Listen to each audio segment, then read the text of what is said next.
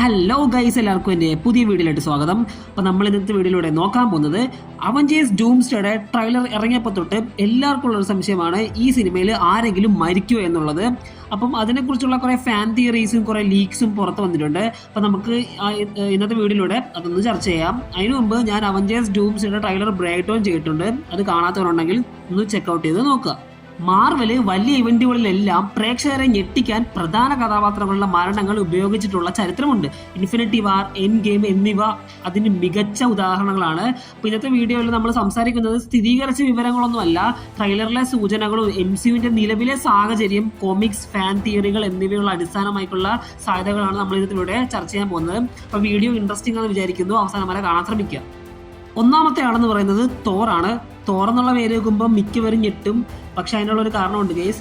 Thor original Avengers ടീമിലെ ഇപ്പോഴും സജീവമായി നിൽക്കുന്ന ഒരു കഥാപാത്രമാണ്.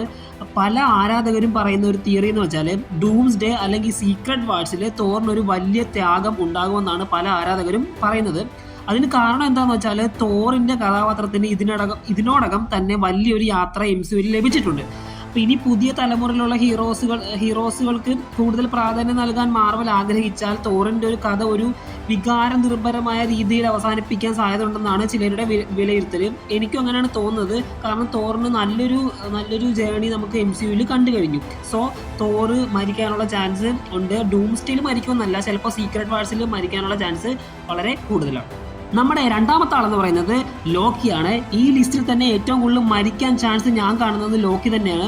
അതിന് കാരണം എന്ന് വെച്ചാൽ നമ്മുടെ ലോക്കി സീരീസിന്റെ അവസാനം അദ്ദേഹം മുഴുവൻ മൾട്ടിവേഴ്സിനെ സംരക്ഷിക്കുന്ന നിലയിലേക്കാണ് എത്തുന്നത്. അതുകൊണ്ട് തന്നെ ഡോക്ടർ ഡൂമിനെ നേരിടുമ്പോൾ ഏറ്റവും പ്രധാനപ്പെട്ട കഥാപാത്രങ്ങളിൽ ഒരാളാണ് ലോക്കി എന്ന് പറയുന്നത്. അതേസമയം മൾട്ടിവേഴ്സിനെ രക്ഷിക്കാൻ വേണ്ടി സ്വന്തം ജീവൻ പോലും ത്യജിക്കേണ്ടി വരുന്ന സാഹചര്യം വന്നാൽ അത് MCUവിന്റെ ഏറ്റവും ഇമോഷണൽ ആയിട്ടുള്ള മുഹൂർത്തങ്ങളിൽ ഒന്നാകാം നമ്മുടെ ലോക്കിയുടെ മരണം എന്ന് പറയുന്നത്. അതുമല്ല കേസ്, ഇപ്പോൾ ഒരു ചെറിയൊരു ഫാൻ തിയറി എന്ന് വെച്ചാൽ ഡോക്ടർ ഡൂമിന് ഇത്രയും കൂടുതൽ പവർ കിട്ടാൻ കാരണം നമ്മുടെ ലോക്കിയുടെ പവർ ഡൂം അബ്സോർബ് ചെയ്ത് എടുക്കുന്നു എന്നുള്ളൊരു തിയറി കൂടെ വന്നിട്ടുണ്ട്. സോ അങ്ങനെയും കൂടെ ആണെങ്കിൽ ലോക്കി മരിക്കാനുള്ള ചാൻസ് വളരെയധികം കൂടുതലാണ്. മൂന്നാമത്തെ ആളെന്ന് പറയുന്നത് വോങ് ആണ്. ഈ പേര് ആരും അങ്ങനെ പ്രതീക്ഷ കാണത്തില്ല, പക്ഷെ അതിനുള്ള കാരണമുണ്ട് ഗൈസ്. ഇപ്പോൾ സോർസിയർ സുപ്രീം ആയതിനാൽ ഡൂമിനെ നേരിടുന്ന ആദ്യ ടീമുകളിൽ ഒരാളാവാൻ നമ്മുടെ വോങ് ചാൻസ് ഉണ്ട്.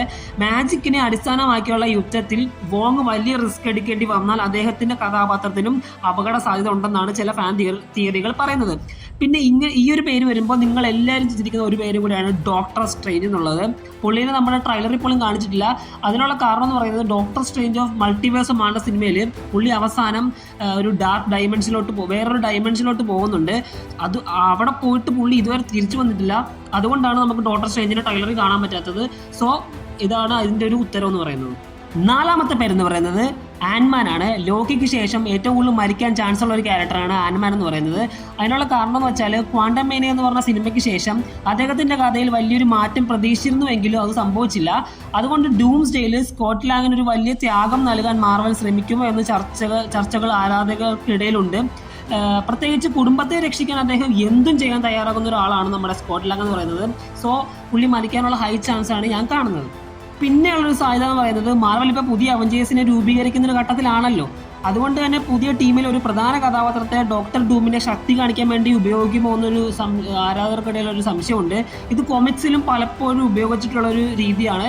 അതിലൂടെ വില്ലൻ എത്ര ഭീകരനാണെന്ന് പ്രേക്ഷകർക്ക് മനസ്സിലാക്കാനും കഴിയും. അങ്ങനെ ഇത് കാണിച്ച് നമ്മുടെ ഡോക്ടർ ഡൂമിനെ എത്രത്തോളം വില്ലനിസം പവർ ഉണ്ടെന്ന് കാണിക്കേണ്ട ആവശ്യം എനിക്ക് അങ്ങനെ തോന്നുന്നില്ല. കാരണം എന്ന് വെച്ചാൽ ട്രെയിലറിൽ തന്നെ നമ്മൾ കണ്ടാണ് തോറിന്റെ സ്റ്റോം ബ്രേക്കറിന്റെ ആ ഒരു അടി പുള്ളി വെറും 2 വിരലുകൊണ്ടാണ് പുള്ളി തടഞ്ഞു നിർത്തുന്നത്.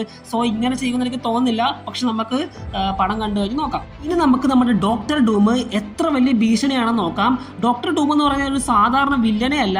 അദ്ദേഹത്തിന് ബുദ്ധിയും സാങ്കേതിക വിദ്യയും മാജിക്കും ഒരുപോലെ ഉപയോഗിക്കാൻ കഴിയും.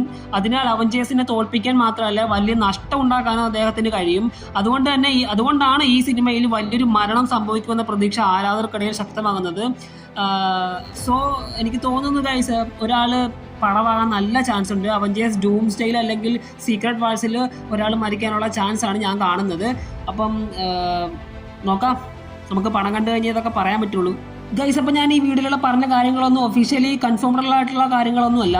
ഞാൻ പറഞ്ഞത് നിലവിലുള്ള ട്രെയിലർ, MCUവിൻ്റെ ഇപ്പോഴത്തെ കഥാ പശ്ചാത്തലം, കോമിക്സ്, ഫാൻ തിയറീസ് എന്നിവയുള്ള അടിസ്ഥാനമായിട്ടുള്ള സാധ്യതകൾ മാത്രമാണ്. ഇനിയിപ്പോൾ നിങ്ങൾ പറയൂ, നിങ്ങളുടെ അഭിപ്രായത്തിൽ ഡൂംസ്ഡേയിൽ അല്ലെങ്കിൽ സീക്രട്ട് വാഴ്സിൽ ആരാണ് ഏറ്റവും കൂടുതൽ മരിക്കാൻ സാധ്യതയുള്ള ആളെന്ന് നിങ്ങൾ കമൻറ്റിൽ പറയുക. വീഡിയോ ഇഷ്ടമെങ്കിൽ ലൈക്ക് ചെയ്യുക, ഷെയർ ചെയ്യുക, സബ്സ്ക്രൈബ് ചെയ്യുക. മാർവലിൻ്റെ ഏറ്റവും പുതിയ അപ്ഡേറ്റ്സുകൾക്കും ട്രെയിലർ ബ്രേക്ക് ഡൗണുകൾക്കും ഫാൻ തിയറീസുമായി നമ്മുടെ ചാനൽ ഒന്ന് സബ്സ്ക്രൈബ് കൂടെ ചെയ്ത് വെച്ചേക്കാം. അപ്പോൾ ഇതുപോലത്തെ കിടിലൻ കണ്ടന്റ്സുമായിട്ട് ഞാൻ ഇനിയും വരുന്നതായിരിക്കും. അപ്പോൾ നെക്സ്റ്റ് വീഡിയോ ആയിട്ട് കാണുന്നവരേക്കും ബൈ.